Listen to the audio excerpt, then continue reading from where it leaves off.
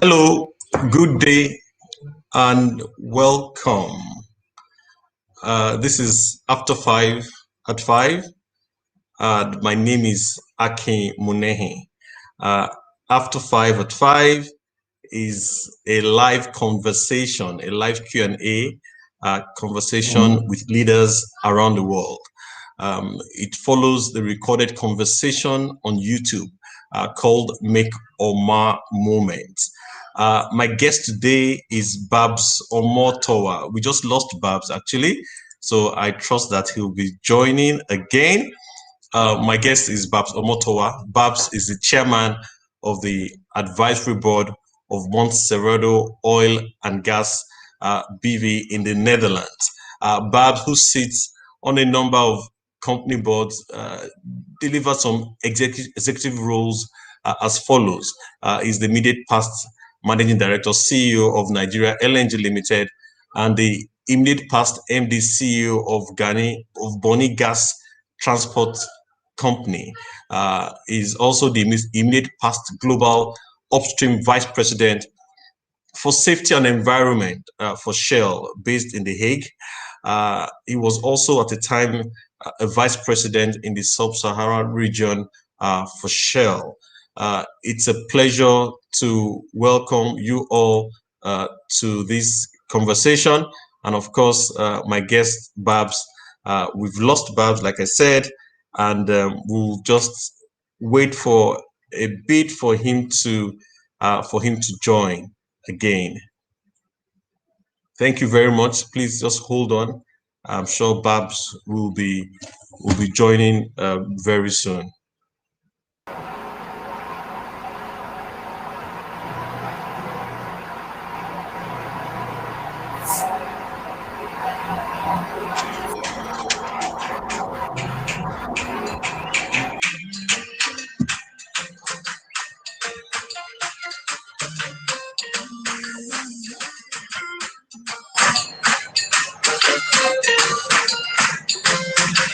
Yes, Princess B, you're welcome. Alphonsus, you're welcome.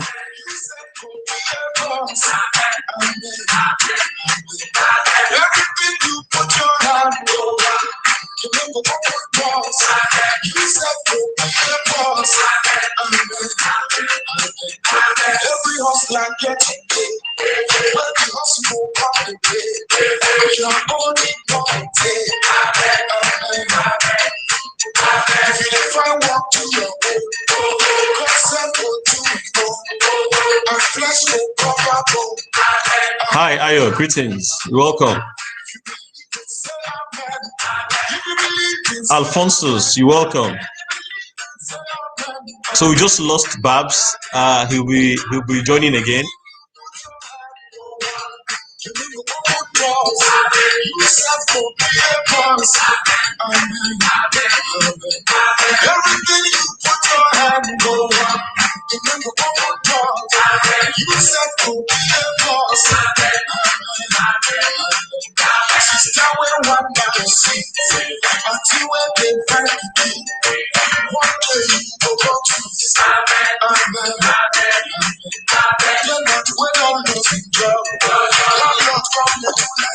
Hi, Babs. You're welcome. Hi. Thank you. Okay, how are you? We lost. Hello. Can you hear me? Claire, can you hear me? I can hear you. Okay, you're welcome. You're welcome. You're welcome. Thank you, everybody. Thank you for all the comments. I just introduced you already, so I won't do that again. So we just dive straight in, Babs. I hope that's fine. That's fine. Go on. Okay. So the first question that's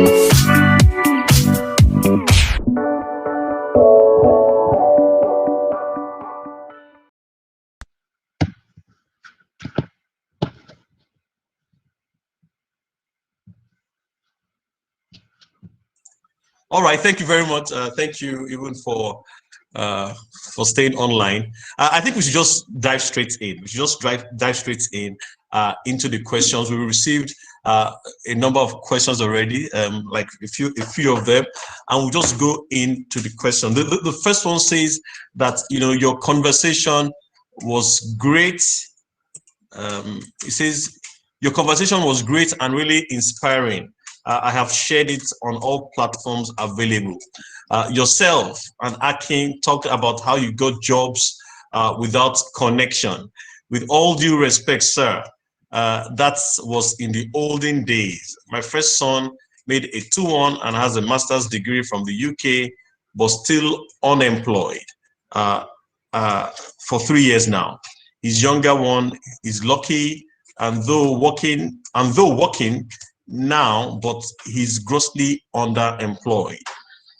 These are the facts of where we are today, and these are the realities. Do you have any ideas or views to share, please? Thank you, sir.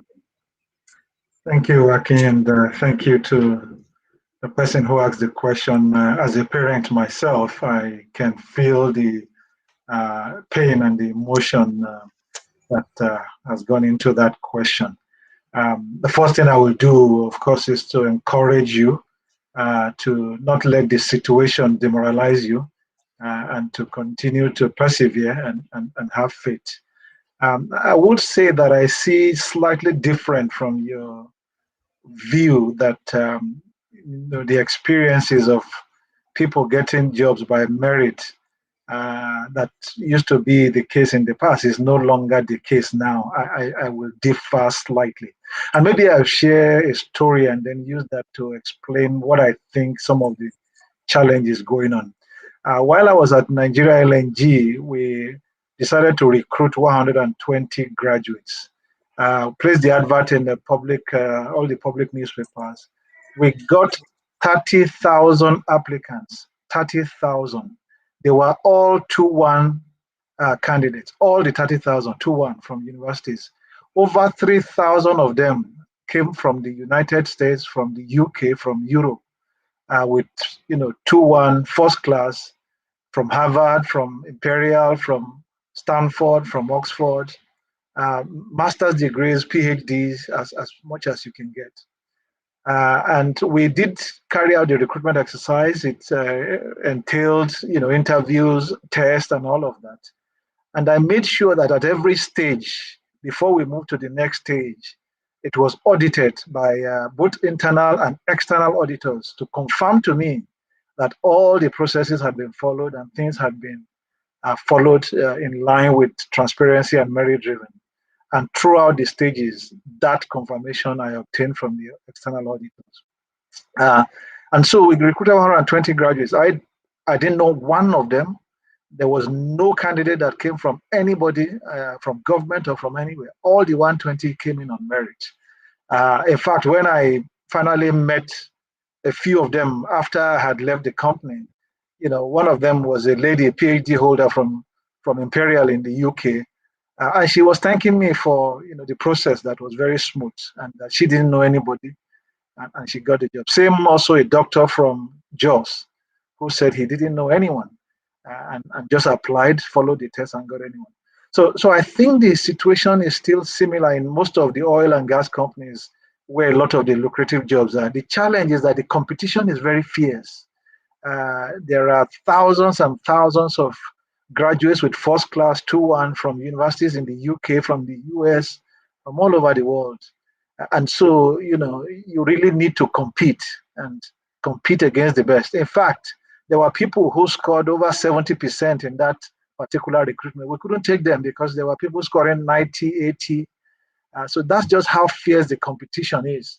And my only encouragement will be that individuals should, the son should continue trying, continue putting the effort, but you really have to compete. You're not competing against a field where people are weak. There's just so many talented Nigerians that are really competing for these jobs, and you really have to put in your best. And if you don't get it, don't assume that somebody has used any connection. I was the managing director for Nigeria LNG. I didn't have one single candidate. I didn't know one single person.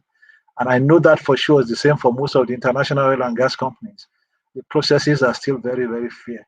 But I wish you all the best, and please persevere. I mean, as I say to many people, I spent 3 years myself teaching first when I finished before I got the job in Shell. So, the fact that you wait for a few years before you get it doesn't mean you may not still get it.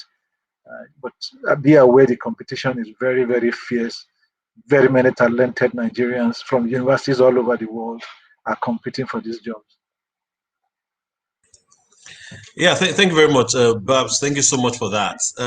But you just painted the reality in the Nigerian, market, where there's so much competition. I remember, even my when I got the BA job as well, they tried to recruit and they got 25,000 applicants, for I think there were 20 roles there, and they just stopped that process because it was going to cost them a lot of money, and we just accepting CVs from folks that drop it. But that's the reality. The oil and gas companies, I mean, they're a fraction of they employ a fraction of the labor force in Nigeria. So indeed, there are many people that are for many years qualified but unable to gain employment, and like you said, underemployed, they are underemployed. So what advice do you have for such Yeah, people? I think, thanks, Aki. I think, one thing that is different, I would say, from the time that I was looking for job and now is that the world is totally different. I think, now there are quite a lot more opportunities for people to innovate, to create, to set up entrepreneurs for themselves. I mean, if you think about some of the richest people in the world, Mike Zuckerberg, Bill Gates, many of these guys started off, not working for anyone, started off in their garage. Some didn't even finish their university before they started in their garage, and they were developing new things.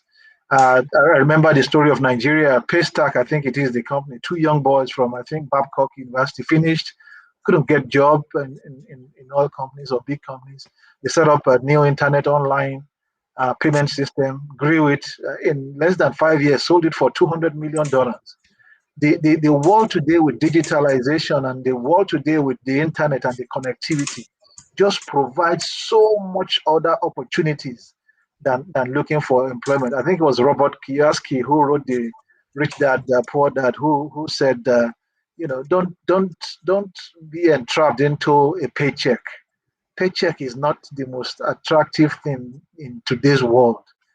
So yes, I can understand people looking for job, and I'm not discouraging that, but I'm also saying to you that the opportunities in today's world, with what internet has brought, with what digitalization has brought, with what globalization has brought, artificial intelligence, and all of that, just creates so many other opportunities that I think people can think wider, think more entrepreneurial. I think the world in the future will be less about paid employment in the way we know it. It will be more around skills, around what people can bring to the table, what you can create.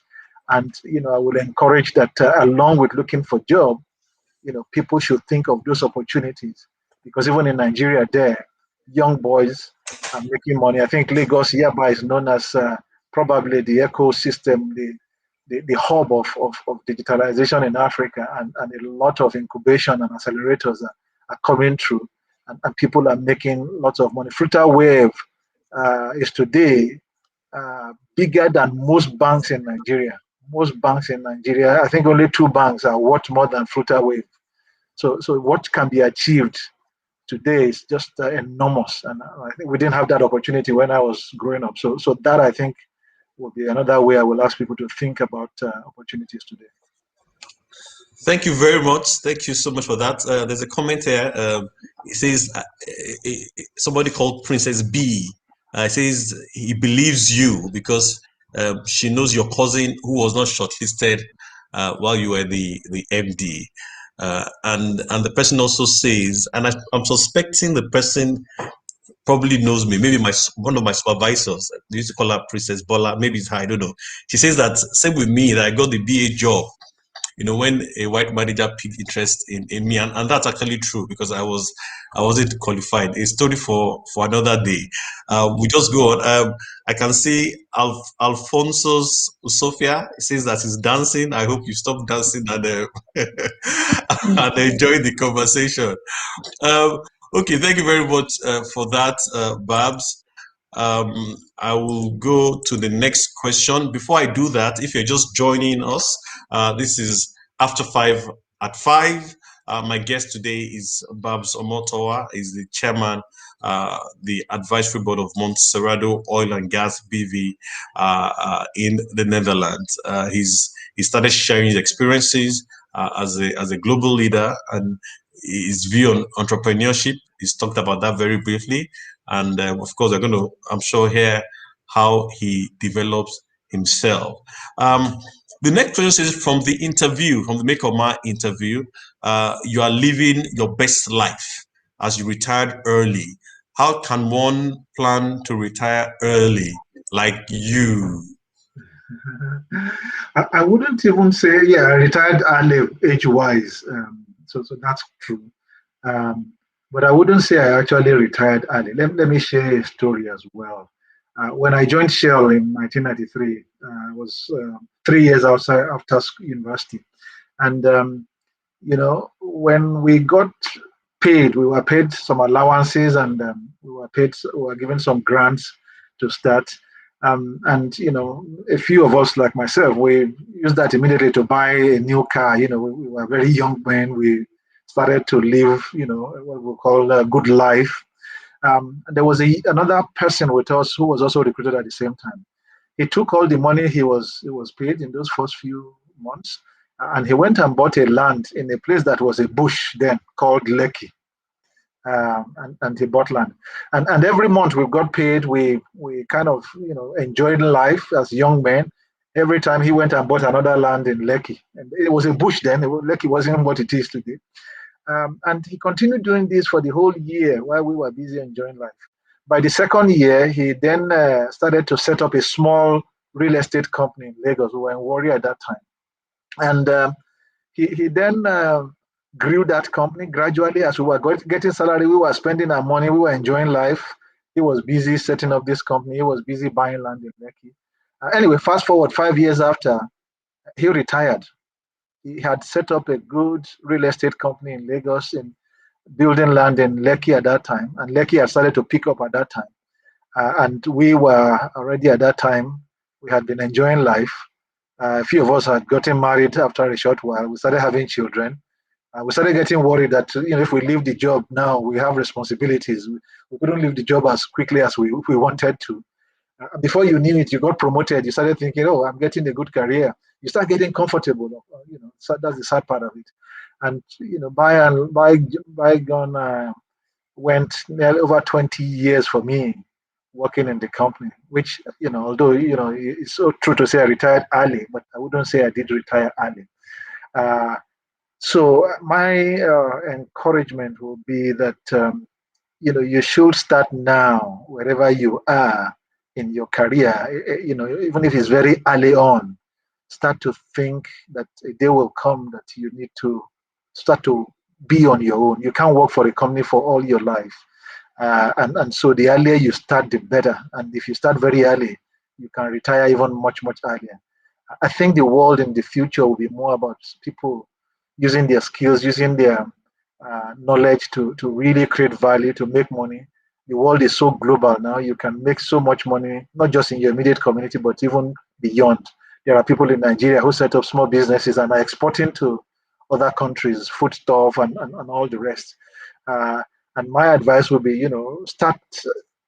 There are two ways I always think about how you can, retire early.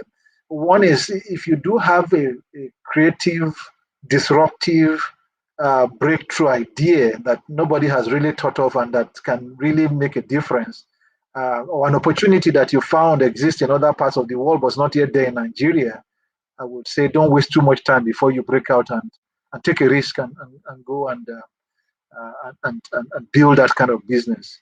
And so that will be one part. If you have disruptive ideas, creative technologies, creative, innovative ideas, don't waste too much time to break out and take a risk, and you will be pleased and see how much you can make. If you don't have that and you are, just into regular type of investment, you want to start real estate, or you want to start a food business, or you want to start a clothes business, whatever your heart is, I will always say do something that you will enjoy. Then I will say start it immediately. Start to put money aside, just as my colleague did then. Start to build it little by little. You have a full-time job, so you cannot do something that competes with your full-time job.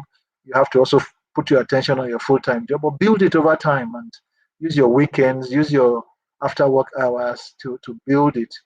And as you grow it, it will get to a point in time, you will, just like my colleague did, you will find out that it's big enough to pay you more than your salary can pay you.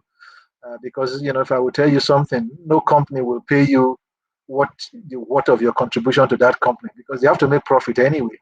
So whatever you are being paid, no matter how low or how high it is, it's not worth how much you are contributing to that company. Because if it was worth more than that, they won't make any profit. So I would say, start early, put money aside, invest it, grow it, so that you can, get to a point in time that you can retire. But if you have a creative idea, if you have an innovative, disruptive idea, don't waste too much time. Because what I find out is that, I've had in the past what I thought were creative ideas, and I waited so long that by the time I waited, I found out somebody had done it. There was a time I was thinking, one of the things you could do in life is that you have wristwatches that will be measuring your blood, and doing blood tests and doing blood analysis, so that your blood sugar, your everything is monitored on a day-by-day basis. And if you will have an illness to come in the future, it will be known much earlier, because you are doing blood tests more regularly than we do. I waited and waited on that idea. By the time I put it out to somebody else had started to work on it. So I would say, when you get some of those creative ideas, just branch out, go out, be bold, and you'll be surprised what you can make.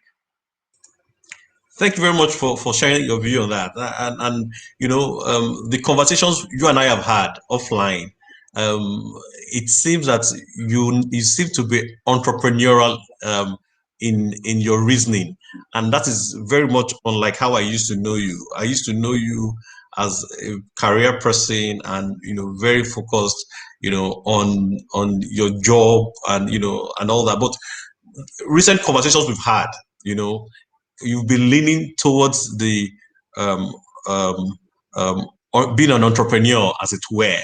Um, can I ask what changed, if I can? Yeah, you can, of course. I think there are two things. Of course, when I was in full-time employment, because I'm somebody of high integrity, I really was focused, because I was paid to be at my job, to be there for nine to five, and I made sure I was there 9 to 5. So most of the conversations I was having at that time, indeed, as you said, had to be really about work. Um, but at the same time, I was very conscious of what was going on around me. As I described to you, even very early on in my career, with this colleague that started off, and I saw how he really became much more successful. It was clear to me that I needed to think more in that direction.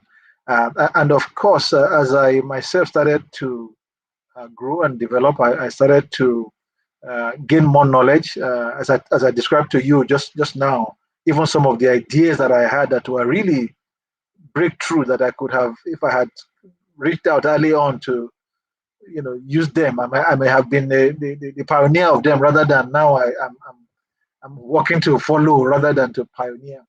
Um, but of course, I grew to then know that you know you will have to think more entrepreneurial and be able to break out more than I had done in the past. So I would say some of it came with experience, because I had experienced colleagues, I had experienced myself, what was possible, what I had missed opportunities. I must say that when I first joined Shell, I had given myself 5 years. I was already thinking of entrepreneurial then. Even I give myself 5 years that I was going to branch out by 5 years. But down to those things I said, youthful exuberance, I kind of got comfortable in the company and all of that. I think kind of subdued that. But now, I think with the way the world is, it's actually a much more different world. At that time that I was starting off, there was actually, we didn't have phones, internet was not there. So the opportunities that I see now, the capabilities that I see now were not even there then. And I think some of that have played in how I have grown over the years. And of course, indeed, now that I no longer have that 9 to 5 commitment, indeed, I've grown more in that entrepreneurial space. Okay, talking about the entrepreneurship, let's just stay on that a little bit. At the last after 5 at 5, there was an entrepreneur, who asked a question, and he was saying that he is in diaspora, is a Nigerian in diaspora, and he said he believes in Nigeria, and brought, um, he worked hard for I don't know how many years abroad, and brought all his money to Nigeria to invest because he believed, he came with his friends. But he was saying that the system was so corrupt, and he was unable to deliver the business model he had. It was a fantastic business model, obviously, that will add value to people and, of course, make more money for him. But it was destroyed. Not destroyed. He said he left Nigeria with nothing. He's back to where he came from. Um, with this, your drive on entrepreneurship, what ways can such a person, such entrepreneurs, how can they mitigate the risk inherent in the Nigerian economy, or in the environment, the Nigerian environment? I think it's a great question, and I think my views, of course.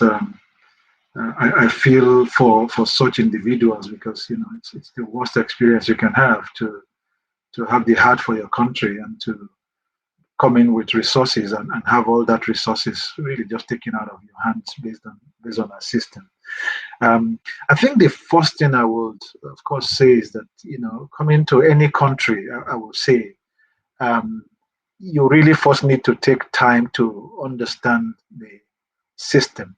I think if you come in from, more organized developed countries, and you come into a developing country, there is a lot for you to learn first. And so I would not encourage somebody to just go into Nigeria and assume, because you were in Nigeria, maybe you grew up in Nigeria, you then left for many years, and then come back and start to invest. I would say first come back, spend time to really understand the environment, understand what are the issues, what are the challenges, understand the various aspects of your business. Do that first before you even start to bring your resources to invest. I would say, secondly, you need to spend time to find uh, people on the ground as well who you can partner with. I would say that with a caution as well, because not everyone that you think you know is exactly who you think you know. My father used to have an advice that you don't know somebody until there's real money between two of you. That's when you really know the person. Uh, so I will say, also take your time to find real partners that you can work together, that you can pool resources together, people who will have skin in the game themselves. So it's not only somebody you bring your money, they just come on board. No, they bring their own money as well, and you become both joint signatories. So I will say take your time to study first is my first advice. Don't come into Nigeria with the money and ready to invest. No, come to Nigeria first, spend time, go around, visit all the processes on your value chain first. If you can understudy somebody who's already doing that type of business, understudy them first. Actually work with them if you can first. See how things are, understand what the real realities are, and gain that experience. And if you can find a credible partner, somebody with the same values, somebody with the same beliefs and all of that, then you can think about minimizing your risk by that sort of partnership, and then build it gradually. I wouldn't also start big in Nigeria. Sometimes we start things all at once. No, I would say again, start it in phases, so that you learn and you develop. It's a tough environment, it's a challenging environment, but the opportunities are there, and it's possible to make a success out of it. There are also success stories that one can learn from as well. Thank you very much for that. I mean, quite aligned with the advice we got from my guest at that time as well. Thank you so very much. If you're just joining, this is After 5 at 5. I have with me Babs Omotowa, who is the chairman of Montserrado Oil and Gas BV Advisory Board in the Netherlands. This conversation will be up on my YouTube channel. So subscribe to my channel, the Akimune, and watch it again. There are other conversations there as well for Make or Ma moments and the After 5 at 5 that we had the last time. You can follow me on other social media platforms as well for great content and for future conversations. I'm going to go to all the way to Australia now. We got a question from Kemi. She says that, how do you deal with procrastination after you found your purpose? How do you deal with procrastination after you found your purpose? That's an interesting question, Kemi. I really want to think that you should first reflect whether you have truly found your purpose. Because, of course, purpose is a reason for your existence, and it's a resolve and a determination. And so purpose and procrastination are just opposite. If it's your purpose, it's your determination, is your resolve. You can't procrastinate on it. And that's why, one of the reasons why I say think again about whether you've really found your purpose. Maybe I share a story as well. Whilst I was in the UK, it was the first time I really found somebody who coached me. He was a coach, and he used what a tool that was called the GAPS to coach me at that time. And the first part of the GAPS is the goals. And he asked me, so the very first time we were speaking, he said, go and fill this form on GAPS and just spend time first on the goals. So I thought, goals. I already know my goal. I mean, I'm very clear on my goal. I want to be a director or something. So I came back to him within a week. I said, I have my goal. I'm a director is what I want to be in future. And he says, why do you want to be a director? And I said, because I gave him some reason. He kept probing. He said, after some time, he said, go and really think, what do you want to be in future? I thought, what is he talking about? I just want to be a director.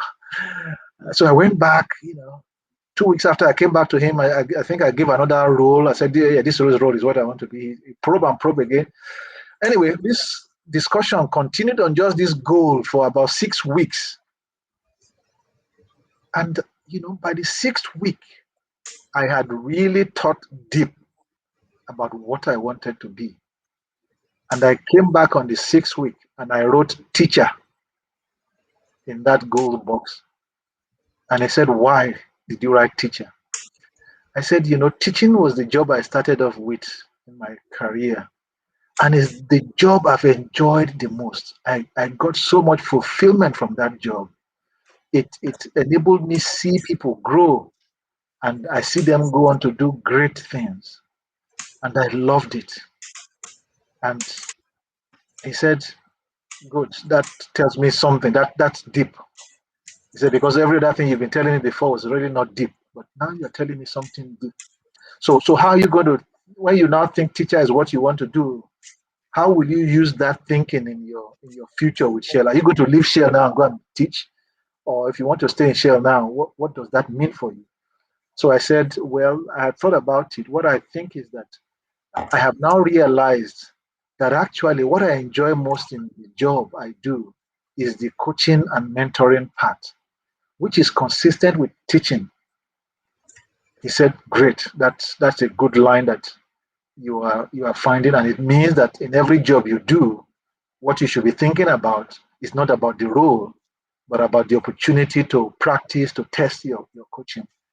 And that's what I did after. And that made me to enjoy my job a lot more. Before I used to just think about the job from job, what job am I doing? Am I manager now? Am I general manager now? But no, after that, it became where the opportunities to coach and mentor. I can't remember, Akin, whether you are the one who told me that we once had a coaching session. I think it was for 8 o'clock or so. I can't remember whether it was in the night, whether it wasn't you or someone. And that, it was another person. He said we had a coaching session for 8 o'clock, and that I was coming in from another meeting, and I was running as a VP. I was the VP, and he was one of my staff. He was quite a junior staff. And he said I was running to come into that coaching session, that he will never forget it. And I said yes, because I love coaching. So that was the part of the job that I did. And today, even as I've left job, that's the job I've been doing. So the point I'm trying to make to Kemi is I would suggest you think still deeper, whether you have truly found your purpose. Because I think when you really find your purpose, you cannot procrastinate. You will love it. It will come to you naturally. You will sleep, when you wake up, you want to do something about it. It was one of the things that propelled me to write a book. The fact that I wanted to share things, I wanted to get others to learn. And it wouldn't surprise you that in my retirement, I'm spending more time on coaching and mentoring than I'm spending on board roles and other roles that I have.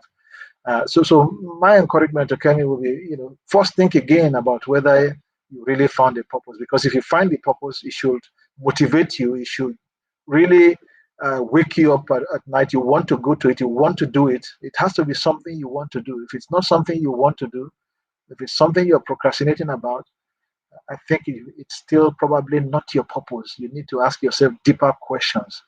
The same way I asked myself before I realized that it was teacher that I wanted to be, not a director of Shell. Okay, what if Kemi is a doctor um, whose purpose is to be a teacher and can't earn a living, and there's no opportunity to, so she's consulting and attending to patients, no opportunity to actually, maybe not even very senior in the organization, and the purpose is to teach, but teaching cannot put food on the table. What do you have to say to that?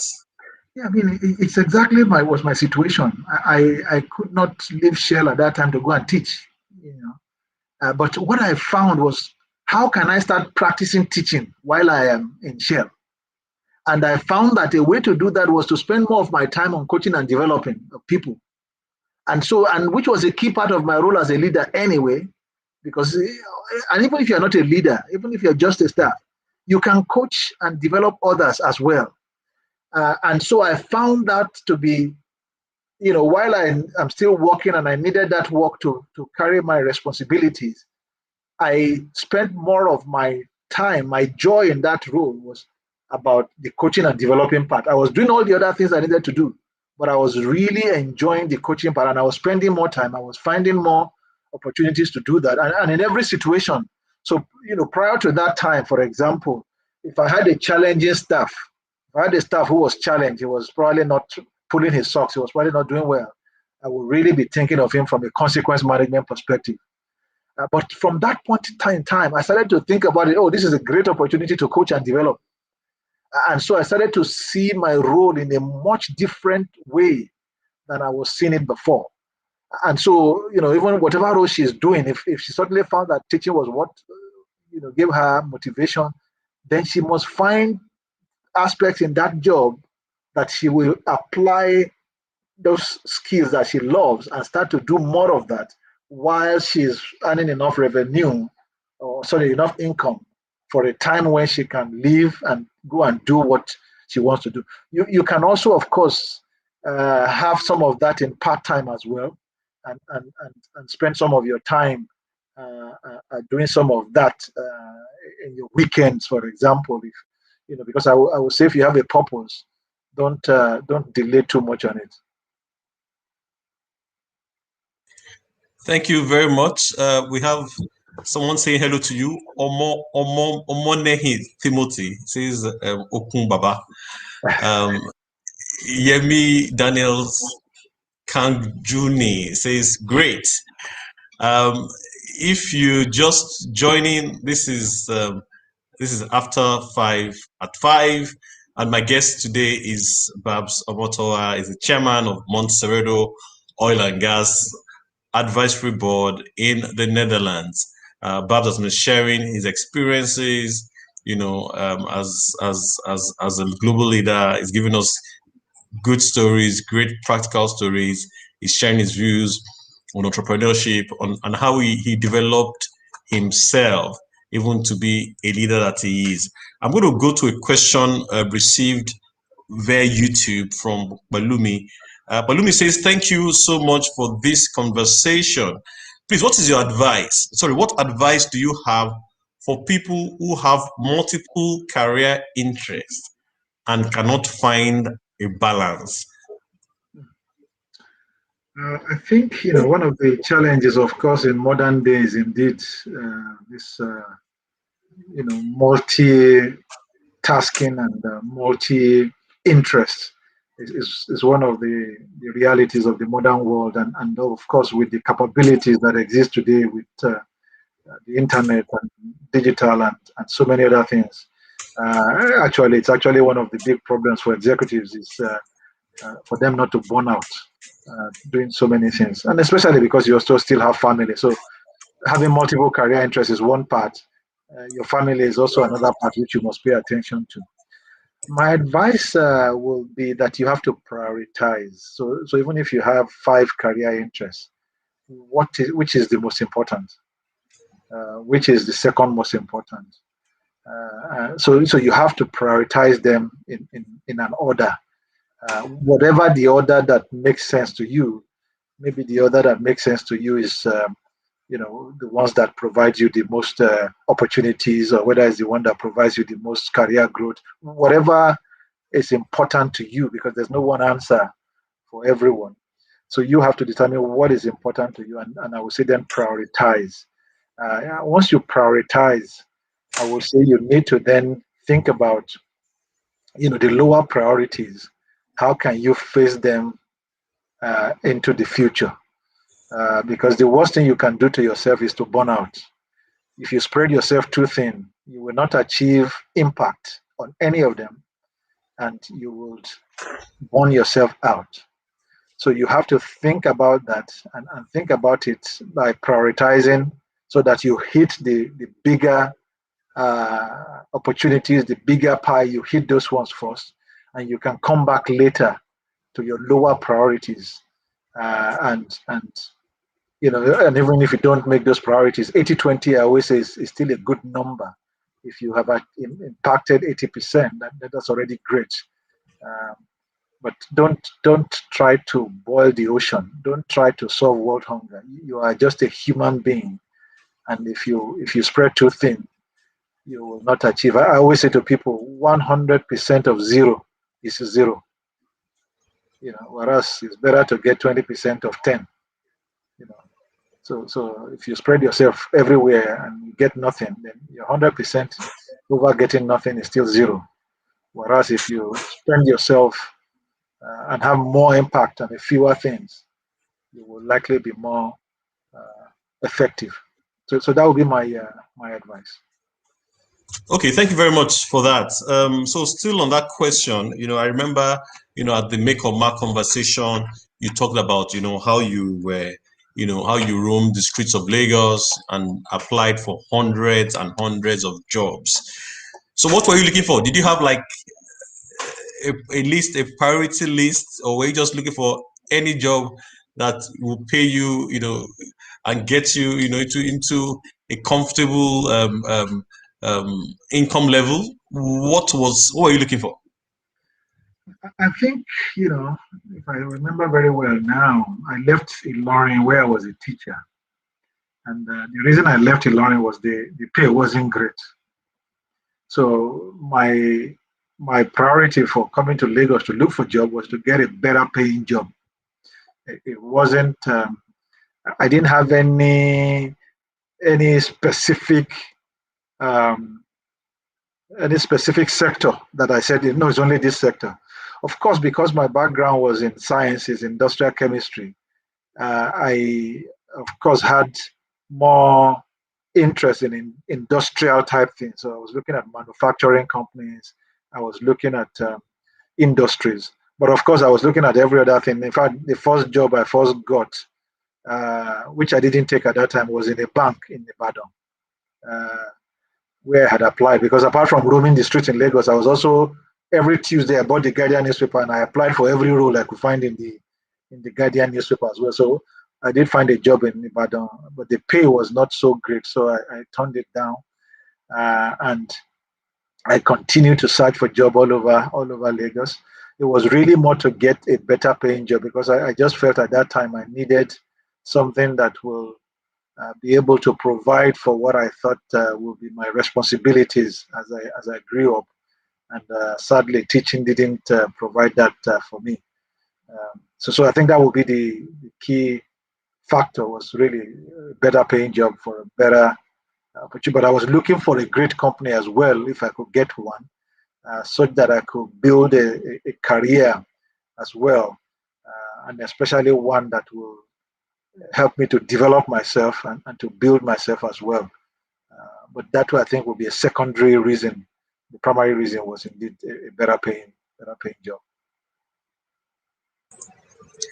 Okay, thank you so much for that. Thanks for that very frank answer. If you're just joining, this is After 5 at 5. My guest today is Babs Omotowa. This conversation is being streamed live on our Twitter account, my Twitter account, and Babs' Twitter account, on our Facebook account as well, on my Instagram page, Instagram account, because we had an issue with Instagram, so I'm using my phone and filming the computer. So if you're on Instagram, you're watching the computer, but it's still a live conversation. It is also available and streaming live on YouTube. So I'll go to the next question, if I may. Before I do that, I can see a comment. And please, guys, bring the questions in. I'm going to see your questions and bring your question, ask a question from whatever platform you're viewing from. Just put the question there. I'm going to see everything on this unified platform. So there's an Edmond Osehan says, "Good evening, Babs. I had a couple of minutes with you in a hotel. Your simplicity and ability to listen was legendary." Do you have anything to say to that? Yeah, well, thanks to Edmond. I think it's good to hear such a comment. Do you know him? So Do you remember him? I don't know Edmond, and I can't remember. As he said, we met in the hotel, so I'm afraid I can't remember him exactly. But I think what he says, I can relate very well to. Simplicity, of course, is I think part of humility, which is one of my core values. And I think I hope I come across to people as indeed a simple person. I don't carry titles or carry anything on my head. I mean, I said to people, and I think I said it in the interview we had, the last car that I owned as a director of Shell was a Kia Picanto. And even while I was the global upstream vice president in The Hague, I didn't have a car. I used to walk to the office every day and walk back to the office every day. 30, 45 minutes walk every day. So simplicity for me is part of humility, and I'm glad that came across. I'm also glad it came across. He felt that I listened, because I think for leaders, I think it's very important for us to learn to listen, because it's one of the best attributes a leader can have, is the ability to listen to others, to hear other views, to hear contrary views, to hear diverse views, to hear how people are feeling, to be able to listen to them and show empathy. And I think that's again one of those attributes that I think I really feel is very important for leaders, and I'm glad that at least to Edmund I came across in such way. So thank you, Edmund. Okay, so we move to the next question. It says in your book, that is from storeroom to boardroom, you talked about the commitment to your commitment to community development. You got NLNG to commit $3 billion naira annually for the next 25 years to the development of Bonny.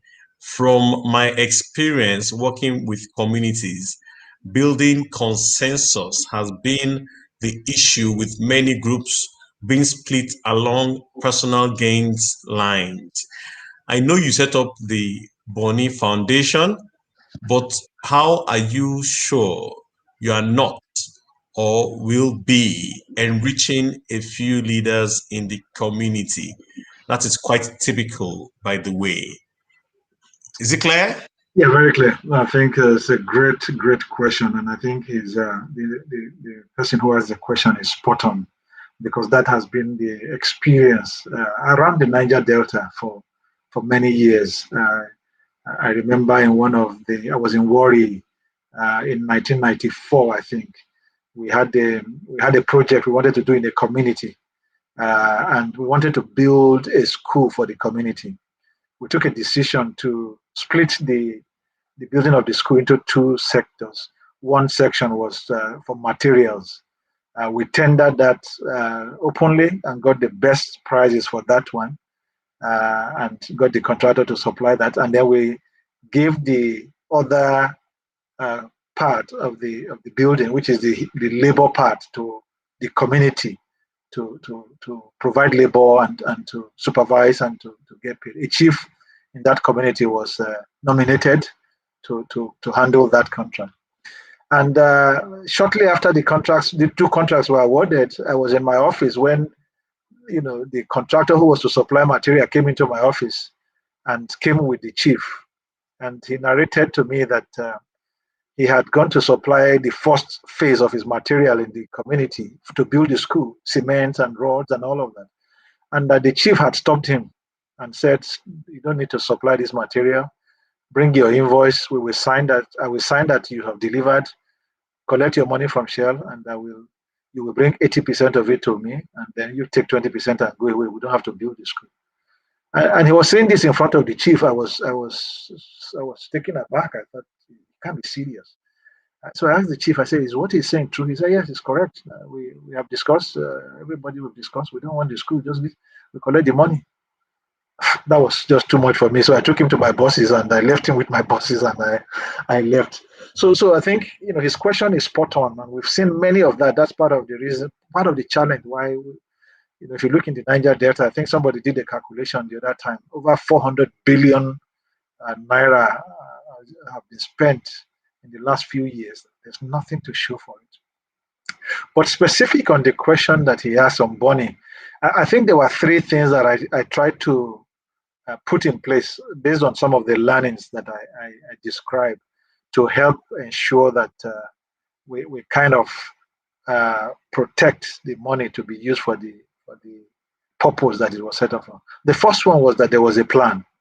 We developed a master plan which you can is on YouTube. You can watch it on YouTube. How exactly Bonny will look like in 25 years time. It shows where the high-rise buildings will be.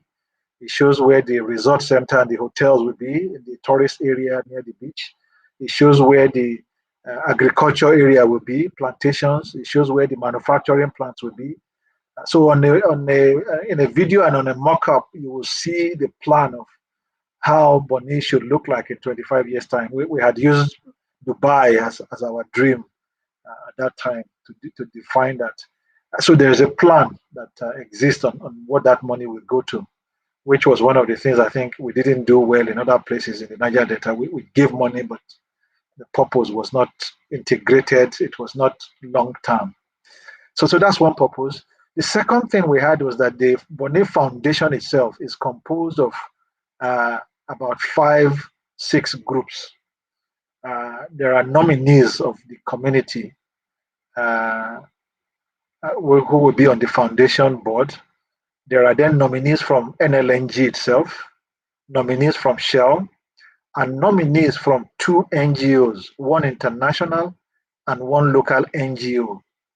The purpose of these 4 other non-community groups, NLNG, Shell, local NGO, and international NGO, was to ensure that all the monies will be spent for the purpose that it will be spent for, because all the decisions that will be taken on the expenditure will be approved by the board and audited by the board. And those members who are from Shell, from NLNG, from international NGO will be the control to make sure that the money is well spent and not frittered away. And the third thing we put in place as part of trying to protect that spend to be used for the purpose was that all the project execution management team that will execute projects will be appointed by the board on merit, and we stipulated clearly the levels of people that will fill those positions, the management positions in the project team, and the qualifications and the experiences and all of that are well documented and well stated, so that the right people will be employed to manage those projects with the board. So those 3 things, having a plan, a very clear plan for which all the money will be spent for, well articulated, well put in place. Having the board that consisted of both community representatives and representative of Shell, NLNG, international local NGOs, and having the management and project team appointed based on the merit, we believe are some of these controls that will help. I am not naive to think that means that everything is foolproof.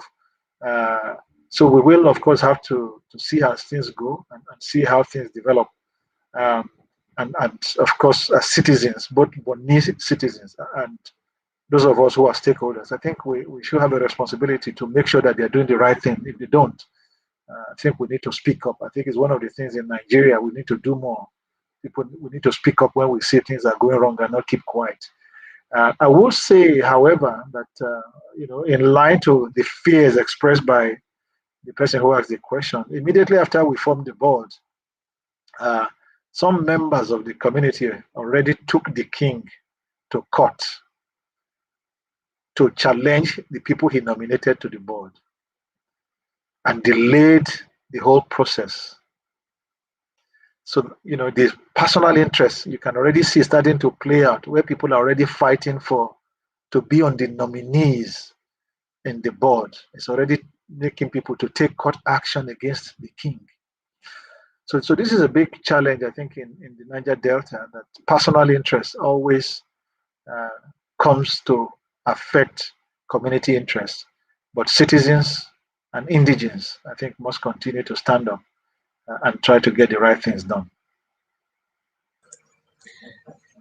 Thank you so much for that, Babs. And I was reading your book, and I read, how you got inspired, just driving through Bonny. I've also been to Bonny, Finima, and exactly as you described, but it's a good thing that you were in that position that could influence, and you actually didn't lose the opportunity, as it were.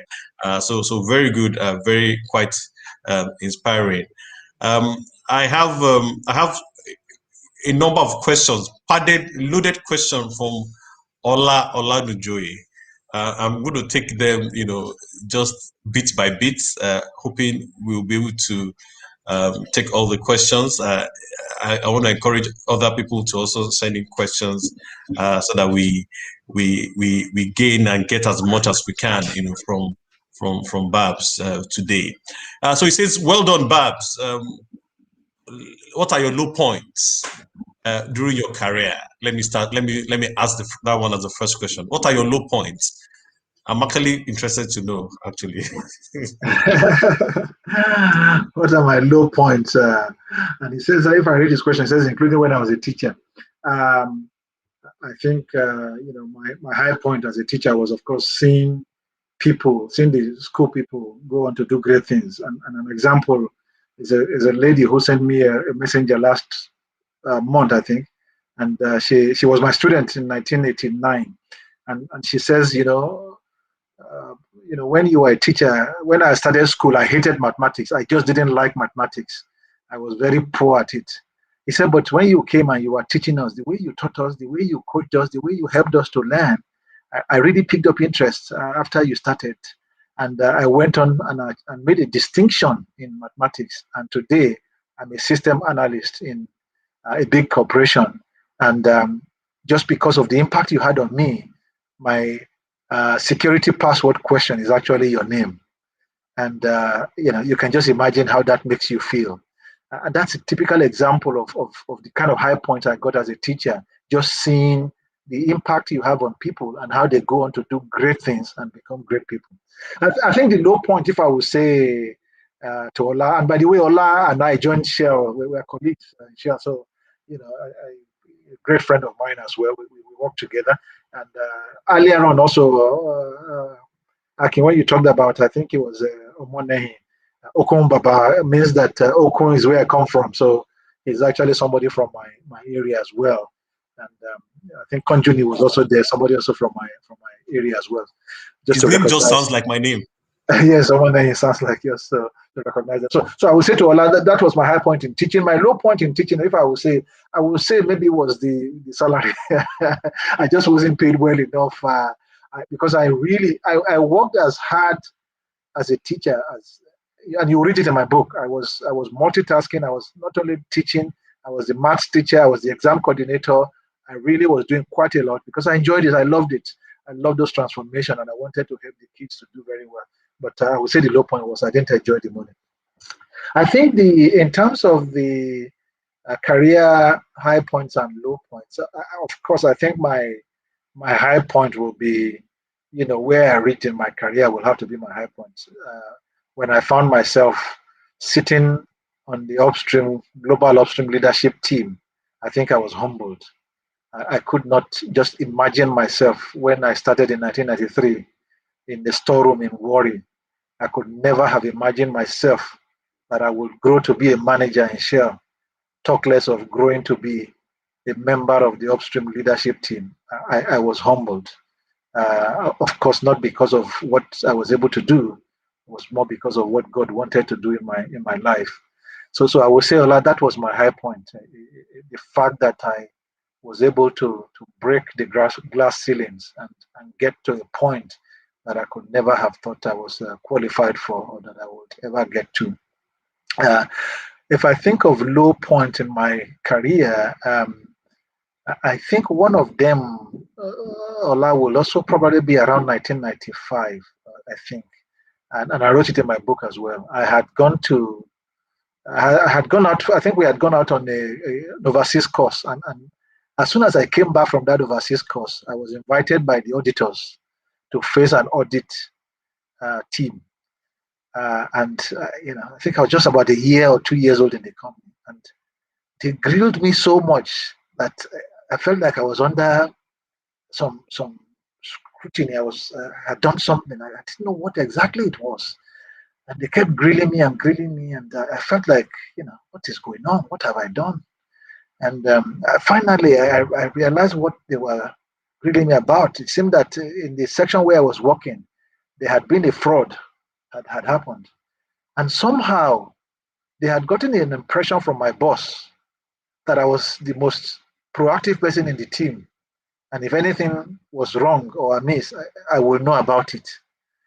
And I felt that he had thrown me under the bus because I was just 2 years in the company. We had no such authority. Ola will remember we didn't have that kind of authority to do anything. They had committed a fraud that I think was worth probably some millions of dollars.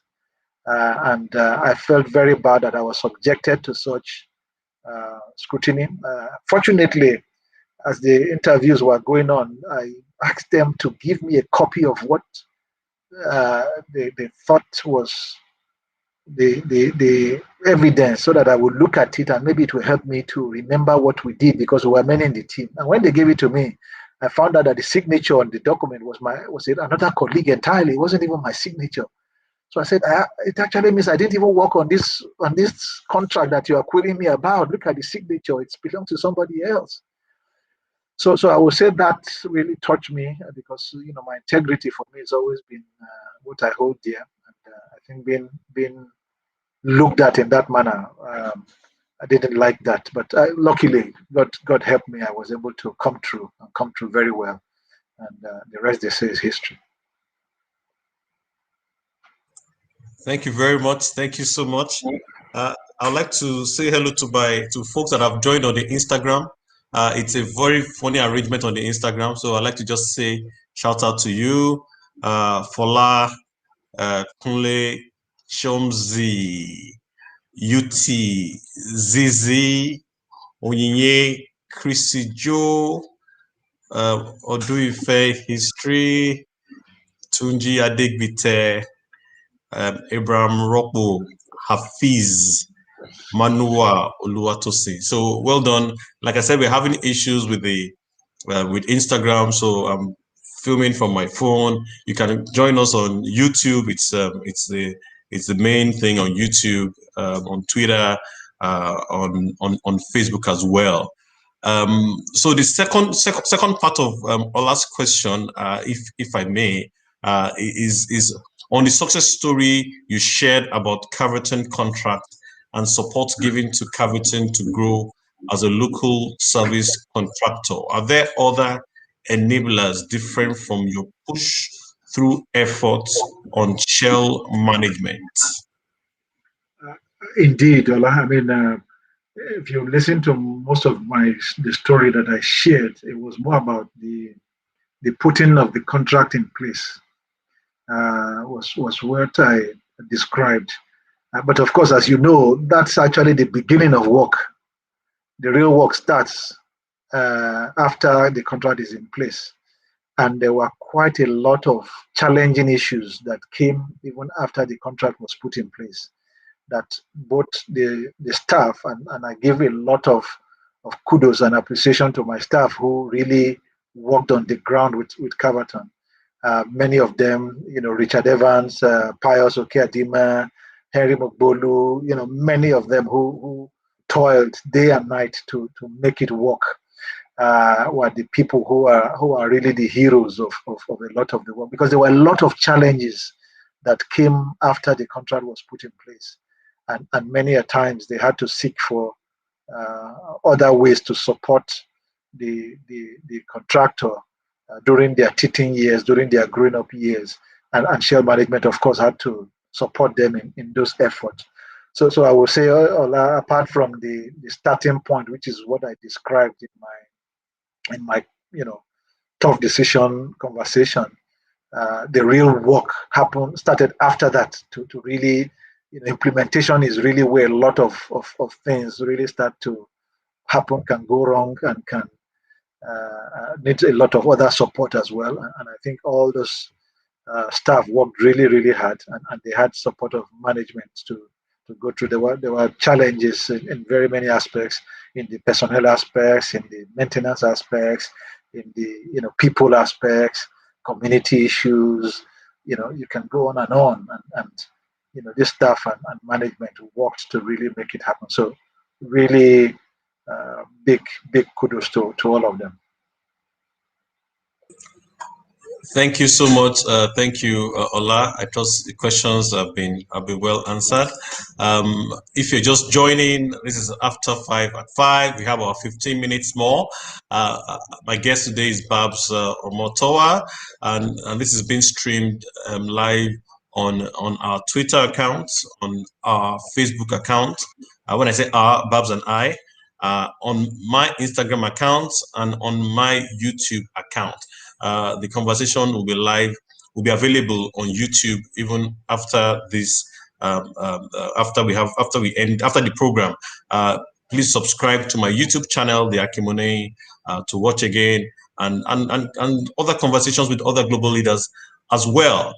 Follow me on social media platforms and get notification of when I post great content, and of course future conversations. We have some comments here. Ethel Idowu says, well done, my Oga. Adekoijo Fetuga says, hi. Daniel Orogun says, I'm happy joining this program. Do you have any comments to make to any of these comments by the side, Babs?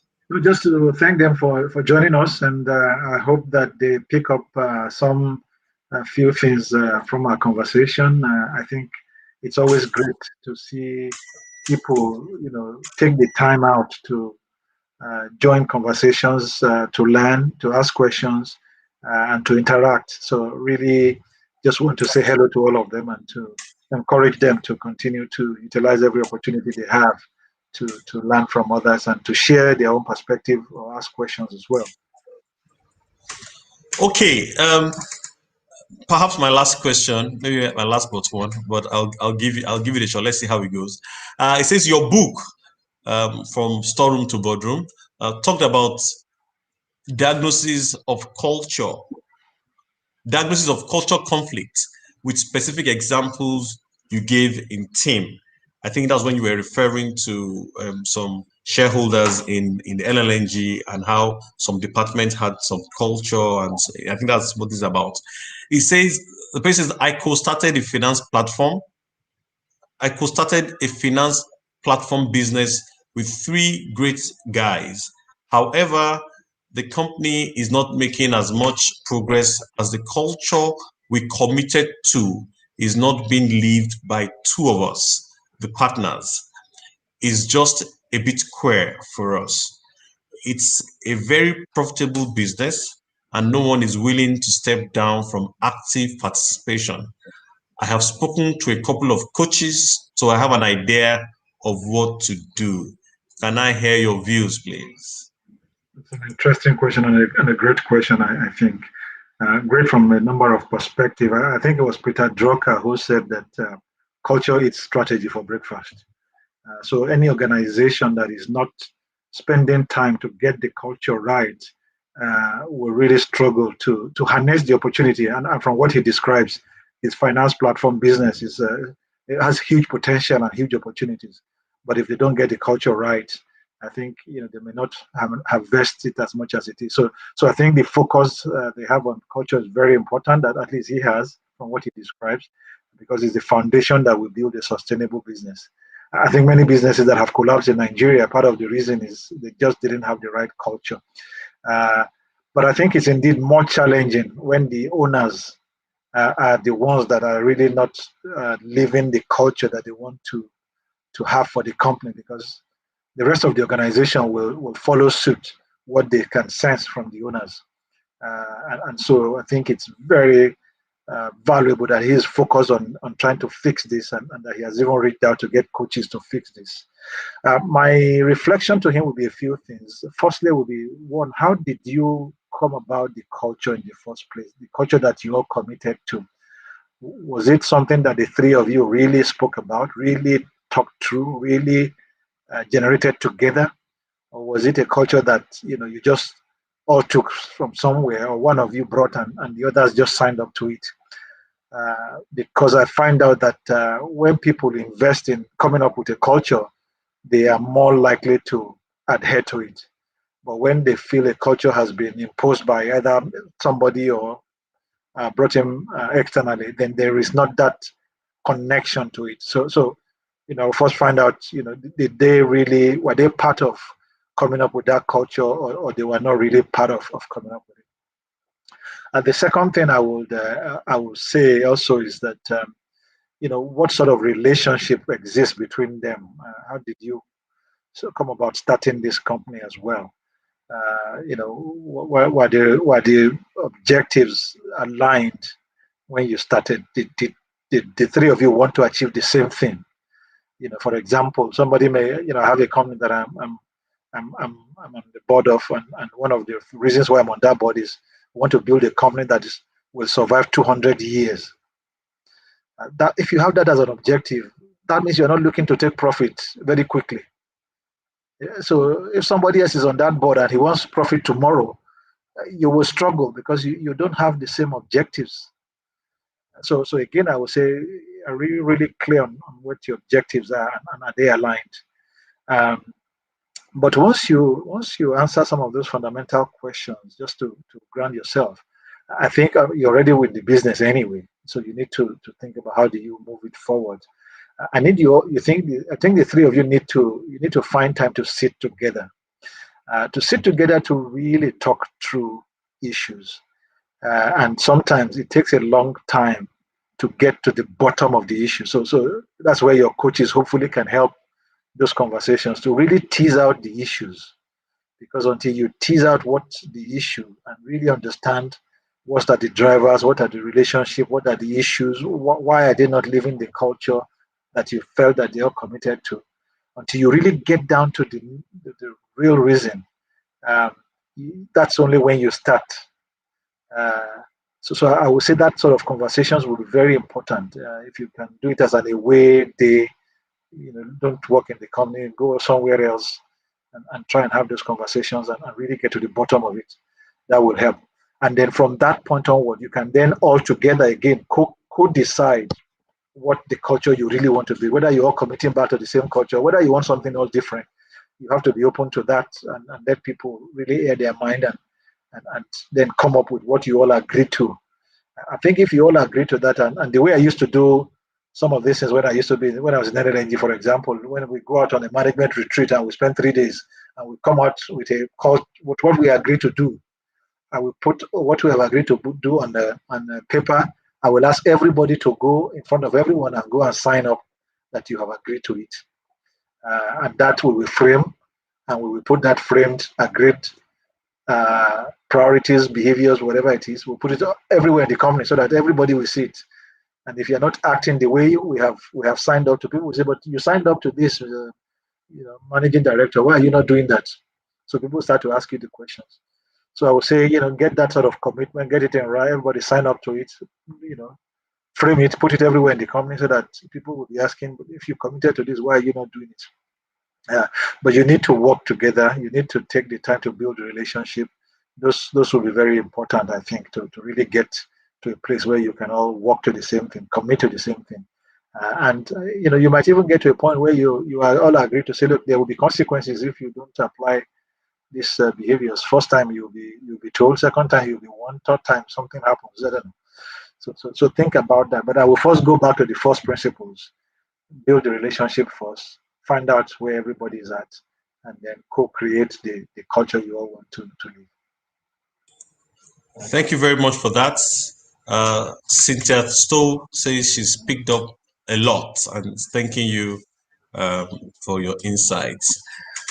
Thank you so much, Babs. I recall a make-or-mark conversation, I had with Willie Bolter, who is the chief commercial officer of Indigo Airlines, and he was saying that in the aviation business, the return on investment is very small. If you're making 5%, then you're making a lot of money. 8%, wow, so such shareholders really need to be aligned in terms of what do they want to do. Is it about making money? Then it's probably not the airline industry they should be. You talked about a company, being on the board of a company that wants to be, I think you said 200 years. Now that brings me to a question. It's been on my mind, and I want to get your views on that. Companies in Nigeria, surviving second, third, fourth generation. We see elsewhere, great companies that are handed over, from great grandparents to grandparents, to father to son to grandson, and all that. But it's not the case. I mean, there are not so many examples. In fact, I struggle with examples. So in 2 minutes, because I want us to wrap this up. In very soon, in by at the by half hour, by 6:30 Nigeria time. What do you think the problem is? I think part of it is, of course, that most of the companies you describe internationally, they passed on to generation, but the ownership is not 100% kept in the family. And they make sure that they have other shareholders, other people who come on board, and they appoint the most competent people to run those companies, not because you are the son of the owner. If you are the son of the owner and you are very competent, of course you can run it. But if you are the son of the owner and you are not competent, they will find the competent people to run it. I think the problem sometimes in Nigeria is we want to keep all of it in the family. It doesn't work because each generation is different. The generation of the Dutolas of this world, what was reigning then is not what is reigning now. You cannot ask a son who is now a digital age man to continue to run some of those type of businesses. But they can find somebody who's in those businesses who may want to still continue doing that and appoint them as the managing director, the CFOs and all of that. So I would say, keeping it in the family is not the way to make businesses survive a long time. Family can retain some percentages. You can have 20% ownership. You can insist they still call your name, but a lot of the ownership starts to become with other people. It enables the bringing in of talent to run the company, the best talent. It enables and when you get quoted on some exchange, it enables you to run with right governance system, because part of the problem you have is if you just keep it in family, there's no governance system. It's just brother and sister, and you do things without following governance system. So you need those things. You need the talents to run organization. You need governance system to run organization. All of that, I would say, means that if you have the business still in family name, make sure you have other parties come to join so that other talents can come in, and make sure that the management team is composed of the best talents you can find, not necessarily people from your family, and make sure that governance systems are as international and as best practices as they can be. The reason why those companies last a long time. So for example, that company I'm talking about that we want to be there for 200 years, it's a Nigerian company, and what we are saying is that we want to spend all the time over the next few years just building the governance system. Because if you have that strong foundation, then you stand a chance. If you don't have that foundation, then you don't stand a chance. Thank you so much, Babs. Thank you. It's been a great conversation. This conversation will be available on my YouTube channel, and I'll give Babs to probably put it on his own accounts as well. Subscribe to the Akimunehi and watch again. Like I said, I'm having conversations with other global leaders. So please, we have the Mikoma, which is recorded, and we have the After 5 at 5, which is live. In the coming weeks, we're going to be releasing the video, the recorded Mikoma conversation with Michael Ikpoki. Michael Ikpoki is the MD CEO of African Context Advisory. He was the MD CEO of MTN in Nigeria, and MTN in Ghana as well. After that, we have a recorded conversation with Anthony Siwawa. Anthony Siwawa is a private equity leader in Botswana, and actually the South African region. He's the father of private equity there. We're going to be releasing that as well in a few weeks as well. For the live conversation, we're going to be having Willie Bolter for the next After 5 at 5. Willie Bolter is the Chief Commercial Officer of Indigo Airlines, is the largest carrier in India, one of the top 20 airlines in terms of profitability in the world. He'll be joining us After 5 at 5 on the 11th of April. On the 25th of April, we're going to have Jay Jenkins, is the head of Google Cloud strategy and evangelism. as well. So it's been a great time. Thank you very much for staying with us. I'd like to thank you again, Babs. We really appreciate your time with us, sir, with all your experience and sharing. Very much appreciated. I would like to say that I'm going to come back to you sometime in the future. It's been quite a pleasure. Thank you very much, sir. Do you have any last words or any last comments or any thoughts on your mind you just like to share before we wrap this up? No, nothing really. Just thank you, and thank you to all those who were able to join. And I think every opportunity to have useful conversations where people can share ideas. I used to say that when I was growing up, we used to have tales by moonlight. So that was the way in which we learned lesson. Now with the internet and the ability to use digital platforms like this, it's more of tales by digital. So it's great to see people make use of that, and I wish them all the best, all the success into the future. Thank you, sir. Thank you, viewers. Thank Have you a very good much. evening. Have a great week. Thank you. Thank you. Bye-bye.